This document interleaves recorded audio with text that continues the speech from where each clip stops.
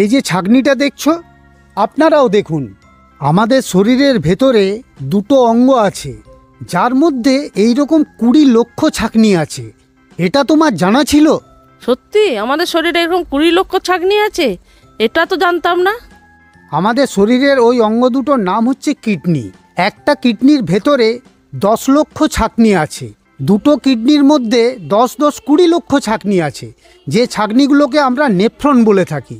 আমাদের শরীরের কিডনি বা নেফ্রনগুলোর কাজ হচ্ছে রক্তের মধ্যে থাকা পদার্থগুলোকে ফিল্টার করে প্রয়োজনীয় পদার্থগুলোকে রক্তে আবার ফিরিয়ে দেওয়া, আর অপ্রয়োজনীয় বর্জ্য পদার্থগুলোকে প্রস্রাব বা ইউরিনের মাধ্যমে বাইরে বের করে দেওয়া।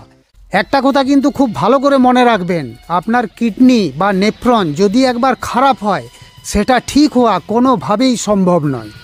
আপনার কিডনি ঠিক আছে না খারাপ হতে শুরু করেছে, উপর থেকে কিভাবে বুঝতে পারবেন? যদি জানতে চান তাহলে কমেন্টে লিখুন আমি জানতে চাই বা ইয়েস। তাহলে পরের ভিডিওতে জানাবো আপনার কিডনি খারাপ হতে শুরু করলে আপনার শরীরে কি কি লক্ষণ দেখা দেবে।